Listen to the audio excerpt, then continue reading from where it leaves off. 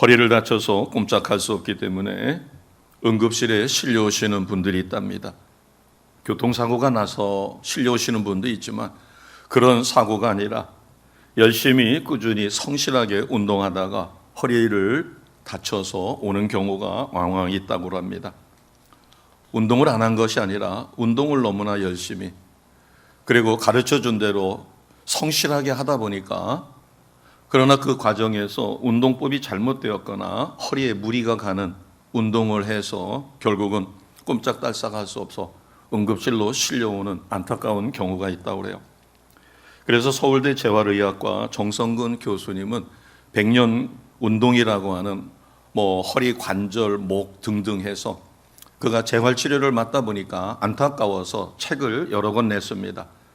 또 유튜브를 통해서 무료로다가 공개하고 많은 사람들이 그것을 보고 적절한 운동을 실시하도록 그렇게 계몽하고 있어요. 운동을 안 한 것이 아니라 운동법을 잘못 알고 그래서 허리가 만약에 디스크라든가 허리가 연약할 때 허리를 치료하는 운동법은 따로 없답니다. 그 대신에 허벅지 근육을 강화시키거나 엉덩이 근육을 강화시키거나 장단지 근육을 강화시키면 허리를 이 척추를 붙잡아주는 근육이 만들어진다는 거죠. 그렇게 해서 허리가 튼튼해지는 그런 여러 가지 방법을 제시합니다. 저는 그 동영상을 지인으로부터 받은 다음에 그것을 보고 우리 신앙생활도 비슷하다. 우리가 죄짓지 않고 선하게 열심히 살면 되지 않느냐라고 생각하시는 분도 있어요. 그러나 그것은 하늘의 세계, 하나님의 법도를 잘 모를 경우죠. 우리가 교회 나와서 거룩하고 누구에게 손가락질 받지 않는 의로운 삶. 그러나 죄가 무엇이며 어떻게 회개하는 것인가를 온전히 알지 못한다면 그래서 세상에서 이야기하는 율법적인 윤리적인 그것을 짓지 않아 손가락질 당하지 않고 감옥 가지 않는다고 해서 우리가 죄를 안 진 것은 아닐 수 있어요. 죄라고 하는 것은 하나님 뜻대로 살지 못하는 것 모두가 죄다라고 우리가 생각한다면 결국 하나님의 뜻이 무엇인지를 분별하지 못하고 산다면 우리는 죄 짓는 삶이 되어지는 것이죠. 하나님께서는 이스라엘 백성을 지극히 사랑해서 애굽에서 노예 생활에서 해방시킨 다음에 모세에게 명령하셨어요. 내가 내 백성과 함께 있겠다. 그래서 하나님의 임재하실 수 있는 성막을 만들라고 명령하셨습니다. 그것은 이스라엘 백성과 함께 하시고 또 이스라엘 백성에게 신앙의 세계, 하나님의 세계가 어떤 것인가를 눈으로 보여주고 후세에 예수 그리스도가 이 땅에 오셨을 때 신약 시대에 사는 우리가 어떻게 신앙생활해야 할 것을 가르쳐주기 위하여 성막을 만들라고 하셨고 그 성막을 만드는 과정서부터 거기에 필요한 성물 하나하나가 전부 하나님의 계획이 담겨져 있습니다. 우리가 성막을 깊이 연구하다 보면 내가 어떻게 참된 신앙생활을 할 수 있으며 가장 중요한 지성소에서 하나님의 임재와 성령과 동행하는 삶을 어떻게 살 수 있을까 하는 것을 볼 수가 있어요. 전에 우리가 몇 번씩 봤던 그림입니다. 먼저 성막의 구조와 그 섬김의 방법을 알기 위해서 성막의 규격을 보겠습니다.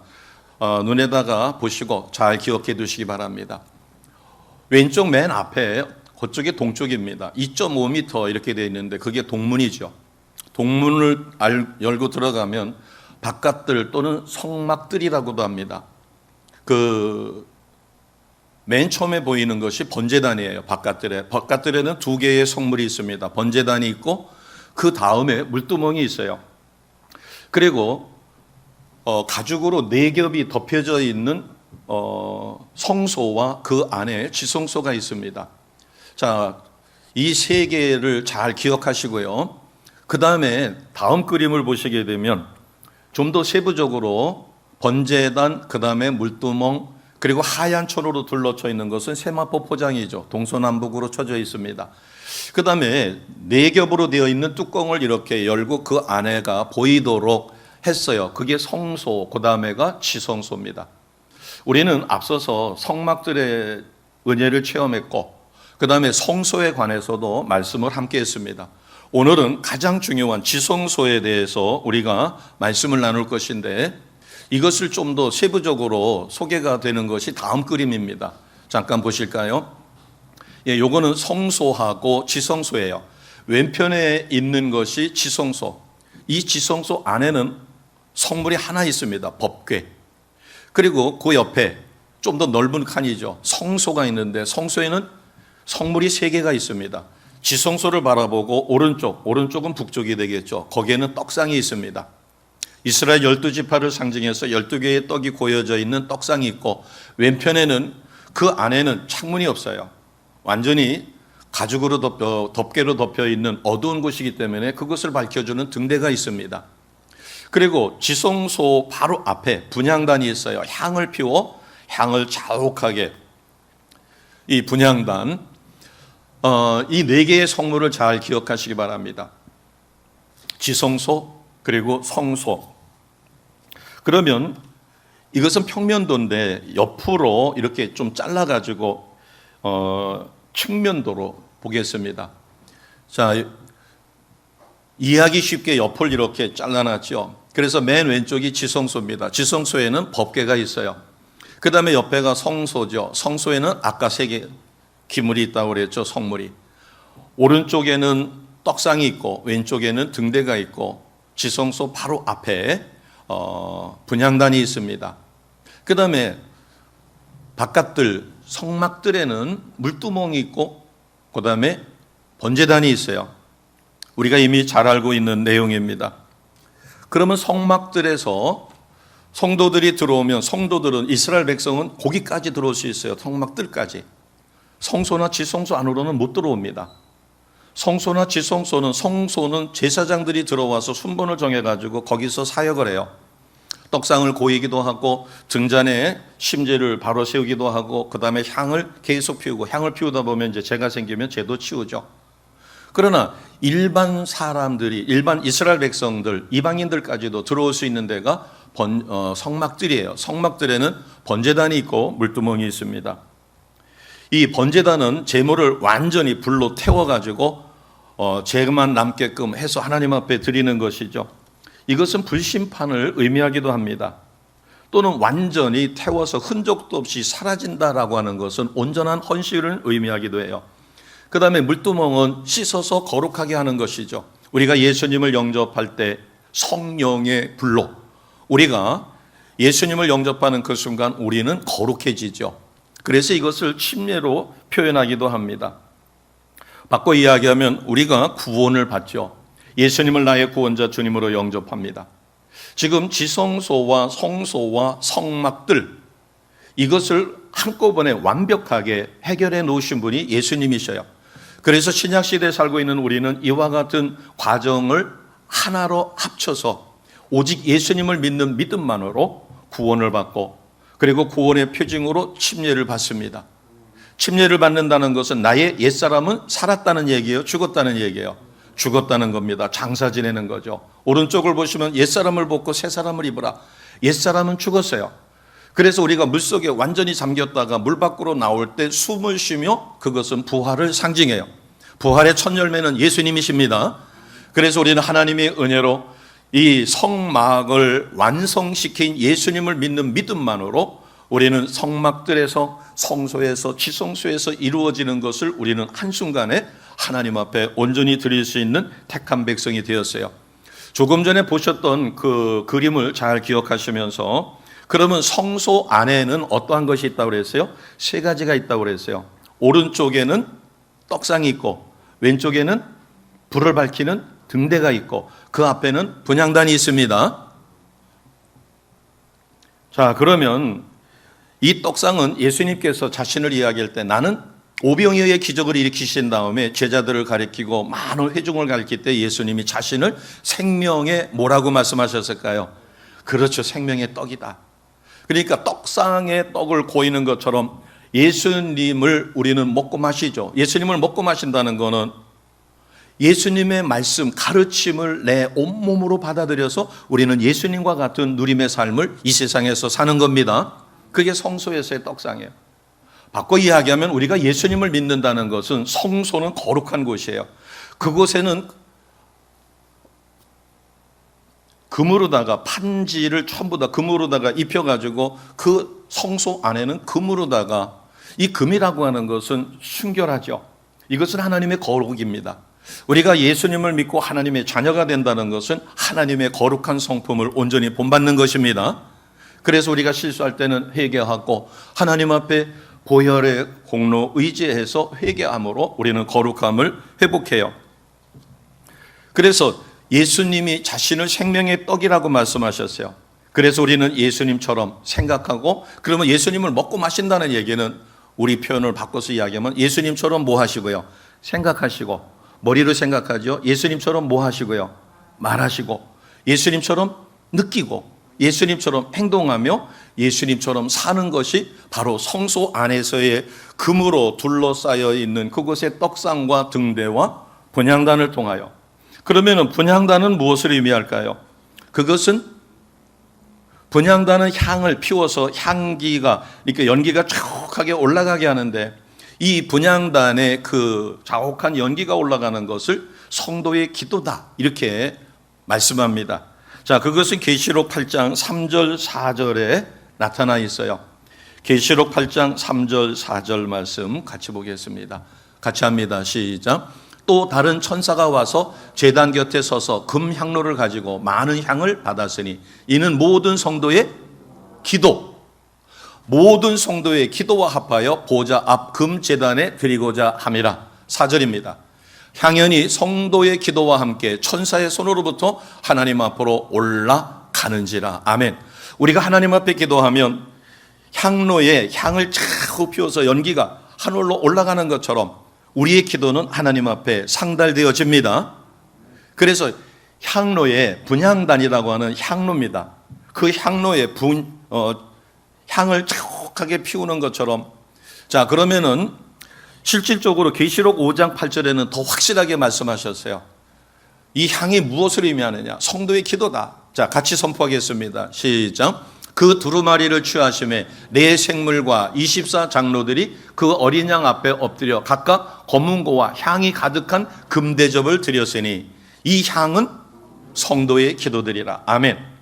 우리가 이곳에서 하나님의 큰 은혜를 입었습니다. 지난 20여 년 동안 풍성한 은혜를 얻고, 그리고 많이 어렵고 힘든 과정에서도 하나님은 피할 길도 주시고 우리를 이곳에서 놀라운 은혜 가운데 살게 하셨어요. 이제는 새로운 시대가 열렸습니다. 새로운 성전을 우리는 구하고 있어요. 하나님이 모세에게 성막을 만들어라 할 때 그냥 만들어라 하신 것이 아니라 하나님이 이미 예비한 사람들을 준비해 놓으셨어요. 우리가 잘 아는 부살렐이라든가 오홀리압 같은 사람에게는 하나님이 영으로 그에게 기름 부어 그의 재주를 성막을 만드는 데 쓰게 하셨습니다. 그리고 이스라엘 백성은 애굽에서 나올 때, 노예 생활에서 해방될 때 그냥 빈털터리로 나왔나요? 가지고 싶은 것을 다 가지고 나왔나요? 가지고 싶은 것을 주인 집에서 모두 얻어가지고 나왔습니다. 그러니까 금은 보화를 다 가지고 나온 거예요. 그래서 백성들은 자원하는 마음으로 성막에 쓸 것을 기쁨으로 감사로 했었을 때 모세가 나중에 백성들에게 말합니다. 이제 여기에 성막을 만드는데 쓸만한 것이 차고 넘쳤으니까 이제 고만 가져오라고 이야기합니다. 그렇게 해서 성막이 완성됐었을 때 하나님의 영광이 그곳에 임하게 되고 이스라엘 백성은 하나님의 임재와 하나님의 영광을 보며 하나님이 주시는 놀라운 은혜와 축복을 받아 누렸습니다. 우리 평생에 교회를 건축하거나 아니면은 교회가 새로운 곳으로 이전할 때 이 소중한 기회에 어떻게 참여할 수 있을까? 이것은 우리에게 주어지는 자주 있는 기회가 아닙니다. 이것은 모세에게 명령하여 성막을 만들라 하고, 이 성막은 당시의 이스라엘 백성뿐만 아니라 후에 예수님이 이 땅에 오신 다음에 예수님을 어떻게 믿어야 참된 신앙생활을 할 것인가를 가르쳐주는 아주 중요한 성막, 그 성막 건축에 참여한 모두에게 하나님은 놀라운 은혜와 복을 주셨습니다. 우리도 여기에 참여해야 하는 거예요. 그래서 분향단에 향을 차곡하게 피웁니다. 또 지성소에 들어갈 때 대제사장은 향로에 향을 담아가지고 향을 피워 그 안에 지성소가 차곡한 향으로 가득하게 만들어요. 만약에 그렇게 하지 않고 자기를 돌보아 거룩하게 하지 않으면 제비 뽑아 1년에 단 한 사람만, 제사장들 중에서 제비 뽑힌 대제사장 한 사람만 지성소에 들어가서 하나님을 만나고 백성의 죄를 속죄소에, 법궤 뚜껑인 속죄소에 피를 뿌려 죄사함을 받고 그리고 하나님의 복을 받아서 백성에게 강복하죠. 그런데 하나님의 은혜로 우리는 왕같은 제사장이 되었습니다. 내가 예수님을 나의 구원자 주님으로 영접하는 그 순간 나의 영 속에, 사람의 영 속에 성령께서 임재하고 계시고 내주하고 계시고 역사하고 계시니까 내가 지성소가 되어진 겁니다. 이 영적 비밀을 깨닫고 나면 하나님의 은혜가 얼마나 크며 내가 구원받았다는 사실이 얼마나 대단한 것인가를 우리는 깨닫게 돼요. 그래서 성소에서 아주 중요한 부분은 분향단의 향을 계속해서 피우는 것이에요. 이것은 바꿔 이야기하여 우리가 살아가면서 무엇이 없으면 힘이 없어요? 기도의 생활이 없으면. 그래서 우리는 매일 밥을 먹듯이 아침, 점심, 저녁으로 시간을 내서 기도하고, 물론 식사 기도는 짧게 하지만 아침으로 저녁으로 우리는 길게 기도하여 최소한 나 자신을 유지하기 위해서는 1시간 정도의 기도가 필요합니다. 이웃과 가정을 돌보기 위해서는 2시간 정도의 기도가 필요해요. 내게 주신 직분, 내게 주신 사명을 감당하여 하나님 앞에 잘했다 칭찬받기 위해서는 우리는 최소한 3시간 이상의 기도가 필요합니다. 깊이 기도를 해보시면 알아요. 왜 그 정도의 시간이 필요한가? 만약에 내가 10명의 아이들을 돌보는 교사입니다. 그래서 교사는 그 아이들 이름 불러가며 계속 기도하죠. 또 목장의 목원들을 위하여 기도할 때 성령에 사로잡혀 기도하다 보면 어느 성도의 기도는 바로바로 넘어가요. 그런데 어느 성도를 위해서 기도할 때는 한도 끝도 없이 계속해서 하나님이 그를 위하여 중보 기도를 시키는 거예요. 하나님, 제가 오늘은요 저녁에 시간을 많이 갖고 오지를 못해가지고 다른 기도로 넘어가야 되는데요 하고서 하나님 앞에 영으로 기도하지만 내 입에서는 계속 그를 위한 중보 기도가 방언으로 계속해서 이루어질 때가 있어요. 짧게는 몇 분으로 끝날 때도 있지만 길게는 10분, 20분, 30분씩 한 사람을 위해서 기도하게 만들 때가 있어요. 그리고 때로는 그의 실상을 환상으로 보여주며 그가 거짓 영에 사로잡혀 있고 그가 어떤 어려움에 있고 이것을 보여주며 그것을 퇴치하도록 그렇게 하다 보니까 기도의 시간을 내가 마음대로 조정하기가 쉽지 않을 때가 있어요. 그런데 2시간, 3시간씩 기도해도 기도가 끝나고 보면 불과 20, 30분 기도한 것처럼 짧게만 느껴집니다. 성령에 사로잡혀. 자, 그러면 이제 지성소와 성소에 대해서, 성소는 여기까지 이만큼 말씀을 드리고 이것은 지난 시간까지 우리가 나누었던 말씀이에요. 그러면 이제 성소 옆에 지성소를 가보겠습니다. 그러면 우선 성소와 지성소를 덮고 있는 덮개가 4겹이라고 하는 사실이에요. 잠깐 보실까요? 글씨가 잘 보이실지 모르겠지만 그 4가지 색실로다가 짠 것이 있습니다. 청색, 자색, 흰색, 그 다음에 홍색. 이 4가지 실로 짜가지고 맨 안에다가 덮어놓은 것이 있어요. 그게 제1덮개라고 해서 그것은 양장이라고 합니다. 청색, 자색, 홍색, 흰색 실로 수놓아 짠 것이에요. 그러면 이 4가지 색깔로 짠 것은 죄 없는 예수 그리스도를 상징합니다. 자, 두 번째 것을 보시면 두 번째 덮개는 무슨 색깔로 보이나요? 하얀색으로 보이죠. 이 하얀색은 염소털로 만든 것입니다. 출애굽기 26장 7절 말씀에 보면 염소는 죄인을 의미해요. 양은 성도를 의미합니다. 염소털로 두 번째 덮개를 짠 것은 예수님은 죄가 없으신 분이에요. 죄도 모르시는 분이시지만 우리의 원죄를 대신해, 우리의 자범죄를 대신해 죄인이 되신 것이죠. 고린도후서 5장 21절에 보면 하나님이 죄를 알지 못하시니 예수님을 우리 대신해서 죄로 삼으시고 우리를 십자가에서 구원하여 하나님의 의를 드러내셨어요. 이것이 두 번째 덮개가 하얀색 염소털로 짭니다. 반드시 염소털로 짜야 돼요. 세 번째 덮개를 보겠습니다. 세 번째 덮개는 우리가 보기에도 한 가지 단일색인데 무슨 색이에요? 예, 붉은색이죠. 빨간색이다 이렇게 이야기합니다. 저것은 순양 가죽인데 순양 가죽은 원래 빨간색이 아니에요.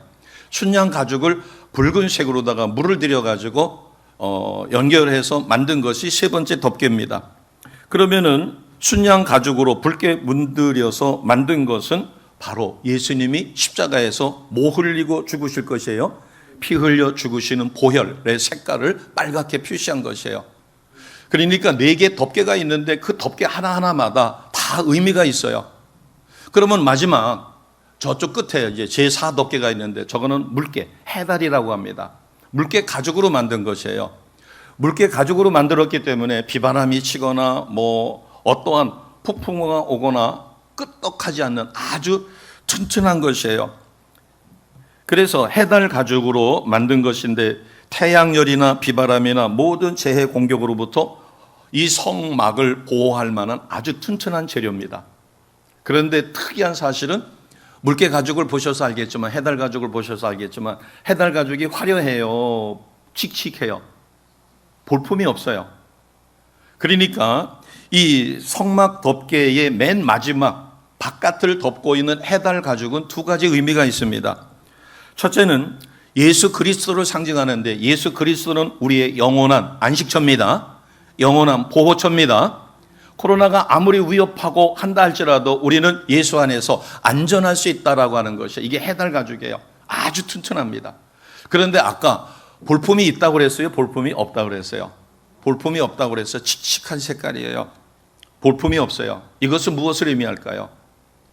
세상에서는 조금만 기부천사, 동사무소에다가 마스크를 몇 개를 갖다 놔도 언론에 대서특필합니다. 선행. 그 다음에 굴러가는 버스를 시민들이 와가지고서는 그거를 멈춰서 생명을 구원했다. 대서특필합니다. 그런데 기독교인들은 숨은 봉사가 많이 있어요. 그런데도 이번 코로나로 인하여 오히려 교회가 세상 사람들로부터 지탄의 대상이며, 어디 가서 예수 믿는다고 이야기하게 되면은 눈총을 받고 모멸감을 느낄 정도의 냉대를 받는 것.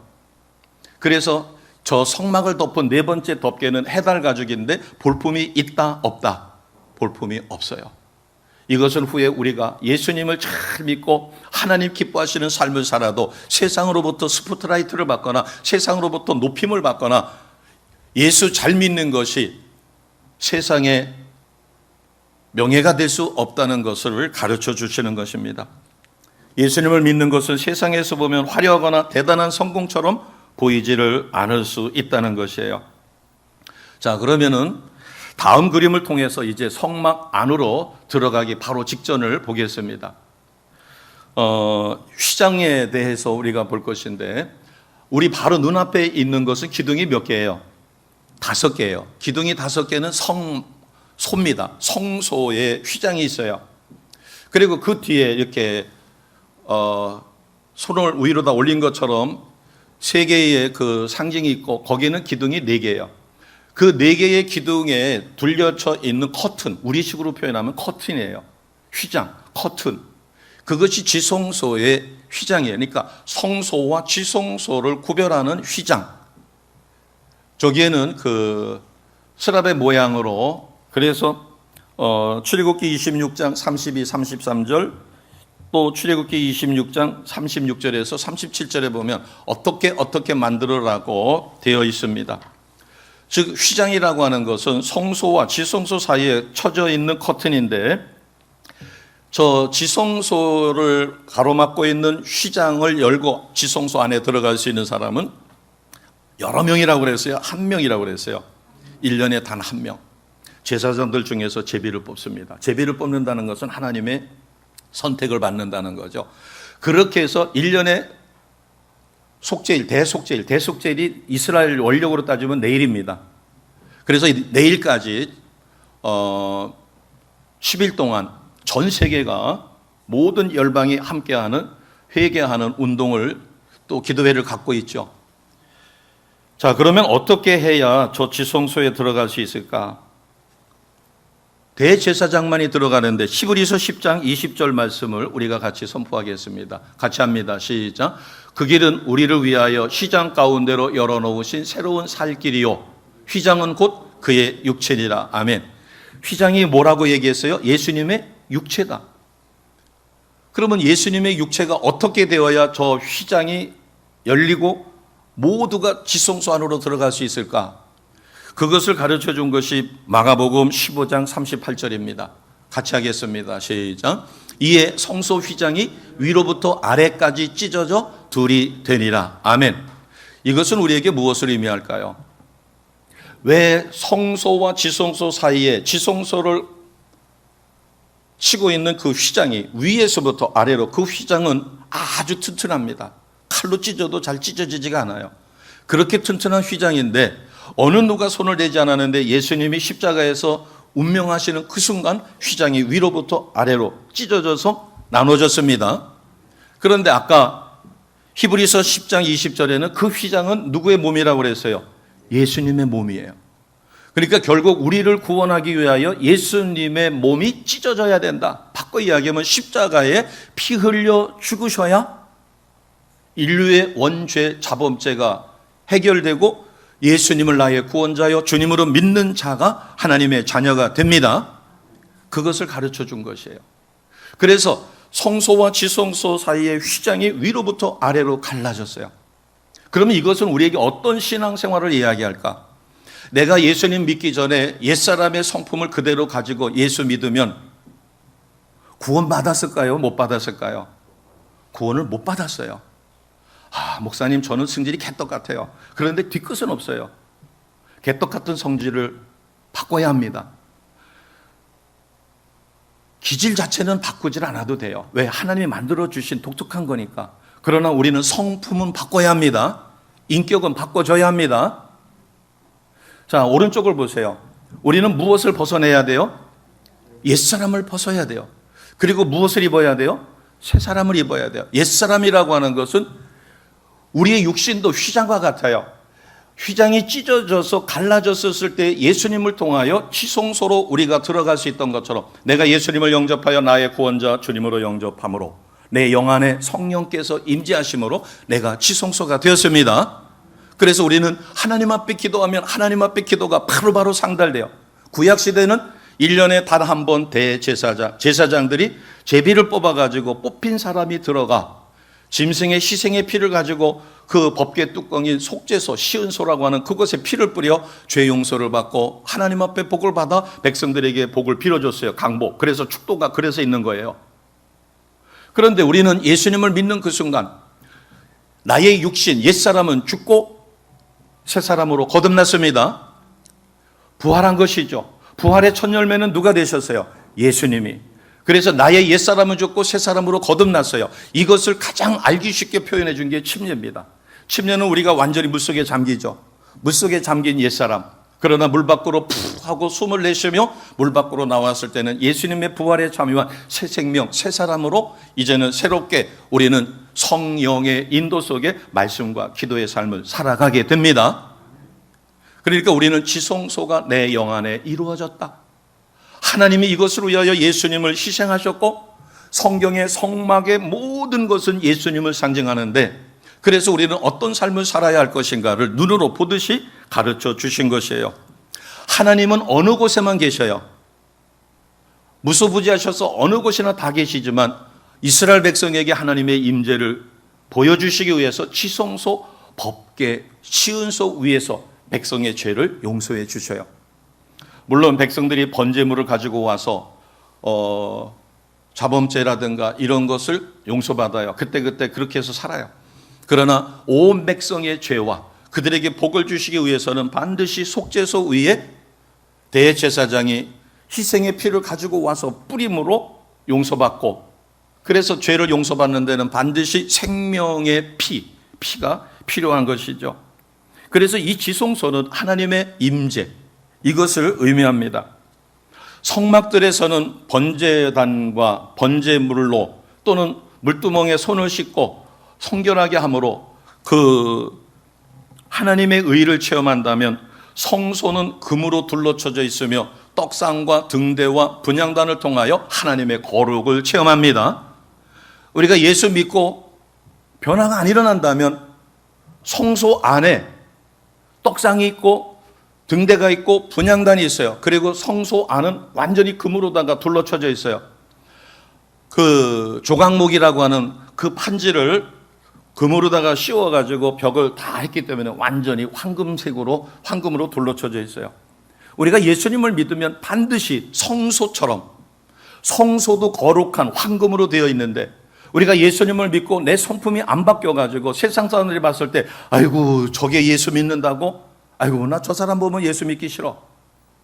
이것은 거듭나지 못한 것일 수 있고, 아니면 거듭났더라도 부끄러운 구원이 되겠죠. 우리가 어떤 삶을 살아야 될 것인가? 그러나 여기서 끝나서는 안 되죠. 우리가 거룩을 회복했다고 해서, 성화되었다고 해서 성령님과 하나 되고 하늘의 세계를 아는 것은 아니에요. 반드시 우리는 지성소의 삶을 살아야 합니다. 자, 지성소에 있는 법궤를 상징적인 것과 그 다음에 실제 모습을 두 가지로 보여드리겠습니다. 법궤 그림, 속죄소의 체험에 있는 것입니다. 사실은 저 안에 있는 것을 꺼내놓은 것이에요. 두 돌판이 있는데 두 돌판은 어디 속에 있어야 돼요? 법궤 안에 있어야 돼요. 법궤는 세 가지 이름이 있습니다. 법궤라고도 하고 언약궤라고도 하고, 또 다른 말로는 뭐라고 하죠? 증거궤라고도 그래요. 그래서 어느 성경에는 증거궤, 언약궤, 법궤 이렇게 표현이, 그러나 똑같은 말입니다. 그런데 이 법궤의 가장 중요한 부분은 어느 부분이에요? 날개가 이렇게 둘이 마주쳐 있죠. 그래서 저기에는 지금 세 개의 성물이 밖으로 나와 있어요. 두 돌판은 법궤 안에 보관되어 있습니다. 두 돌판 사이에 그릇이 하나 보이죠? 저게 만나를 담았던 그릇이에요. 그 다음에 오른쪽 법궤 옆에를 보면, 말씀판 옆에를 보면은 지팡이 같은 게 하나 있어요. 저게 아론의 쌍난 지팡이입니다. 그러니까 두 돌판은 법궤 안에 들어가 있어야 되고, 그 다음에 만나를 담은 항아리하고 아론의 쌍난 지팡이는 밖에 앞에 두게 돼 있어요. 자, 그 옆에 그림을 보겠습니다. 저 그림은 밑에다가 그렇게 누가 그림을 달아놨더라고요. 모세가 하나님을 대면하는 모습이라고. 그 법궤가 있으면은 모세는 법궤 앞에 가서 하나님 앞에 백성들을 위해서 이런 얘기하고 저런 얘기하고 하나님의 명령을 받았습니다. 지금 저 보여지는 것이 법궤예요. 그리고 그 옆에를 보면은 무엇을 피웠어요? 향을 자욱하게 피워서.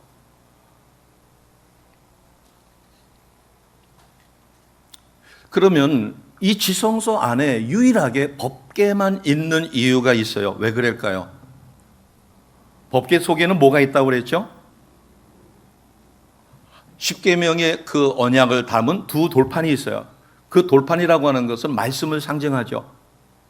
그러면 우리가 예수님을 영접한 다음에 성소의 황금벽처럼, 또 떡상과 등대와 떡상은 말씀으로 사라지는 것을 의미하고, 등대는 우리는 빛과 소금의 역할을 감당하고, 그 다음에 분향단에 향을 피워서 우리의 기도가 매일처럼 매 순간 하나님 앞에 올라가야 됩니다. 그런 하나님의 거룩한 삶을 우리가 사시는 거예요. 아멘. 그런데 그것으로 부족해요. 그러면 지성소 안에 법궤가 있는데 그 법궤는 무엇을 의미해요? 말씀. 그래서 법궤가 있고 그 위에 죄사함을 받는 속죄소가 있어요. 우리는 매일 진정한 회개와 그리고 하나님 말씀대로 사라지는, 바꿔 이야기하면 지성소 안에 법궤가 있어요. 그러면 내가 내 인생의 주인이 아니라 누가 내 인생의 주인이 되어야 돼요? 성령 하나님께서 나의 인생의 주인이 되셔야 합니다. 예수님을 나의 구원자로 믿는 것뿐만 아니라 예수님을 우리는 뭐라고 고백해요? 두 글자. 예수님을 뭐라고 고백해요?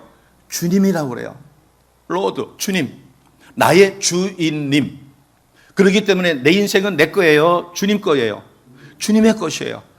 지성소 안에 법궤가 있다라고 하는 것은 법궤를 중심으로 해서 이제 내 인생은 내 것이 아니라 주님의 것. 그래서 성령께서 나의 영 안에 내주하시면서 성령께서 말씀하시면 우리는 죽을 곳이라도 아멘, 아멘 하면서 그곳을 가야 합니다. 이 어려운 때에 우리 교회의 건물을 하나님이 좋은 의도에 쓰게끔 이제 매각이 됐어요. 그러면 새 성전을 찾을 때 우리가 보기에 좋다고 해서 아브라함과 롯이 있었을 때 롯이 소돔과 고모라 쪽을 보고 좋다고 해가지고 그곳에 갔다가 자기가 일궈놓은 재산까지 자기 아내도 잊어버리고 사위들도 다 잊어버리고 두 딸과 호롤단신 나올 수밖에 없었어요. 우리는 철저하게 뭐해서? 같이 해봅니다. 기도해서, 말씀 따라 기도하여 하나님의 예비하심을 반드시 찾아야 합니다. 그랬을 때 하나님은 오랜 시간 우리를 숙성시키고 기도하게 만들어 때가 되심에 이 어려움을 해결해 주셨어요. 우리가 대환을 해서 어마어마한 그것을 감당할 고통스러운 삶이 아니라 이제 하나님께서 새로운 것을 열어놓으셨고 우리는 소망이 있습니다. 그러면 여기에 우리가 향을 피워야 돼요. 그래야만 성소의 삶뿐만 아니라 지성소에서 예수님이 말씀이 나의 주인이 되어 우리는 예수님의 자녀다운 온전한 삶을 살아지게 되어집니다. 지성소는 누가 지배하는 삶을 의미해요? 성령 하나님께서 지배하시는 삶을 의미합니다. 성막은 살아있는 하나님의 교회를 예표해요. 교회는 예배당이 아닙니다. 교회는 내가 한 성도가 모여서 하나님이 택한 거룩한 성도가 모여 만들어지는 것이 교회예요. 에클레시아. 그래서 하나님은 나를 교회로 부르셨습니다. 아멘. 그러면 나는 어떤 삶을 살아야 돼요? 살아있는 교회는 곧 성막입니다.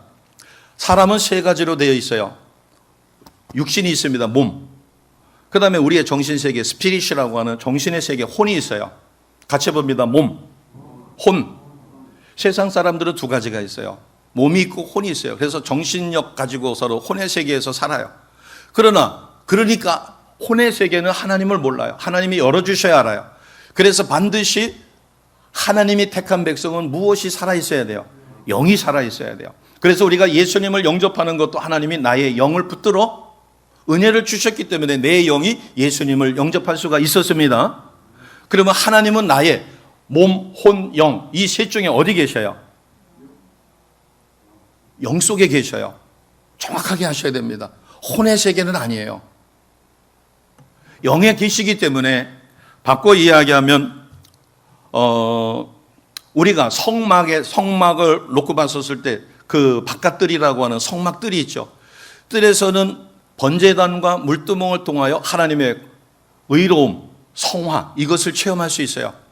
그러나 성소에서는 하나님의 거룩함을 온전히 본받아야 합니다. 그것으로 해서는 말씀, 떡상이니까 예수님을 본받는. 그래서 우리가 예수님을 먹고 마신다는 것은 예수님처럼 생각하고 예수님처럼 느끼고 예수님처럼 말하며 예수님처럼 보고 행동하여 하나님을 기쁘시게 하는 예수님을 닮은 삶을 온전히 사시는 겁니다. 그것이 성소에서의 가장 중요한 부분이에요. 그러나 성령께서 매 순간 나와 대화하시며 나에게 필요한 것을 말씀하시는 것은 영 안에서 이루어져요. 이것은 영의 세계예요. 영의 세계는 바꿔서 이야기하면은 우리의 영에 해당이 돼요. 지성소. 그러니까 성막들, 그 다음에 성소, 지성소가 있는데 성막들은 몸에 해당이 돼요. 그 다음에 성소는 혼에 해당이 돼요. 그 다음에 지성소는 영에 해당이 됩니다. 그렇기 때문에 우리는 성경이 계시한 왜 성막을 세 곳으로 구분을 시켰을까? 그것은 우리의 몸이 우리의 사람이 몸으로 혼으로 영으로 되어 있는 것과 같은 것이에요. 그런데 구원은 어떻게 받아요? 내가 몸으로 열심히 일하고 본이 되는 삶을 쌓았기 때문에 그 공로로 구원을 받았어요? 아니면 오직 믿음으로 받았어요? 믿음은 어디서 이루어져요?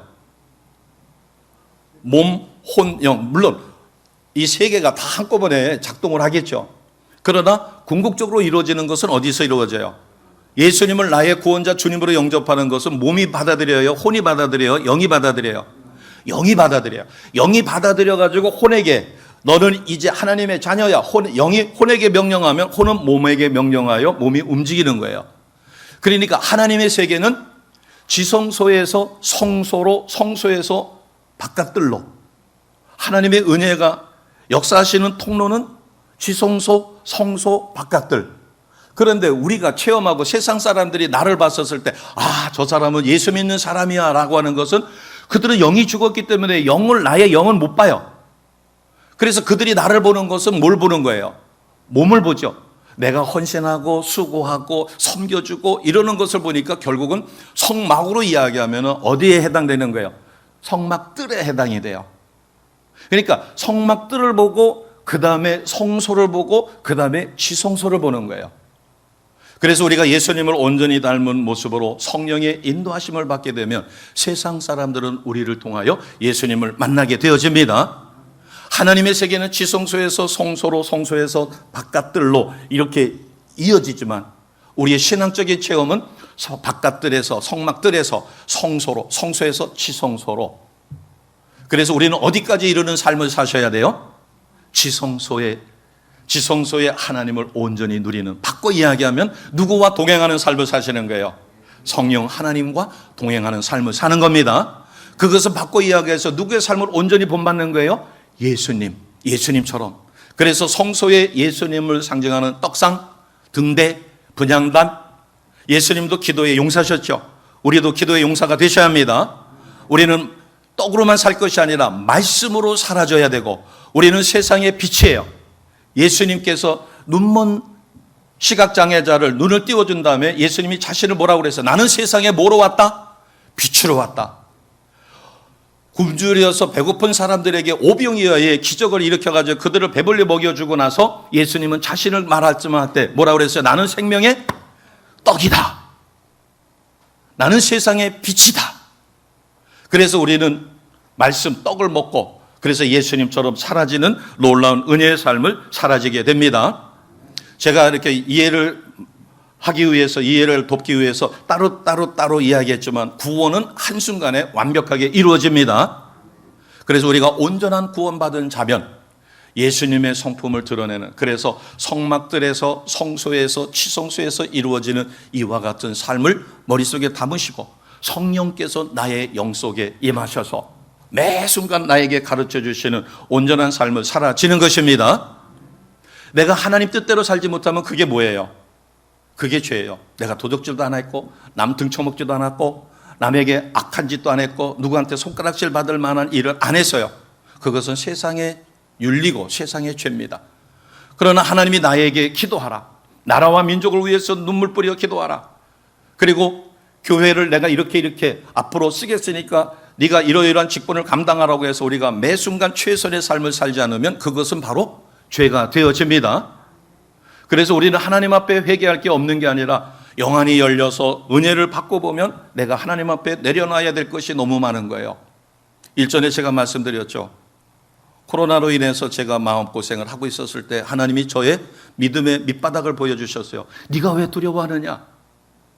네 입으로는 살아계신 하나님, 전지전능하신 하나님이라고 이야기하면서 네가 왜 염려하느냐? 염려의 밑바닥에는 뭐가 있어요? 불신이에요. 하나님을 온전히 믿지 못하는, 철저히 회개시키시고, 그런 다음에 하나님께서 놀라운 일을 이루어 주셨습니다. 자, 이제 말씀을 정리하겠습니다. 12절 말씀을 봅니다. 12절 말씀은 대제사장 또 백성들은 염소와 송아지 피로 죄사함을 받았어요. 그러나 예수님은 오직 자기의 피로 영원한 속죄를 이루사 단번에 성소에 들어가셨습니다. 아멘. 14절을 같이 선포합니다. 14절 시작. 하물며 영원하신 성령으로 말미암아 흠없는 자기를 하나님께 드린 그리스도의 피가 어찌 너희 양심을 죽은 행실에서 깨끗하게 하고 살아계신 하나님을 섬기게 하지 못하겠느냐. 아멘.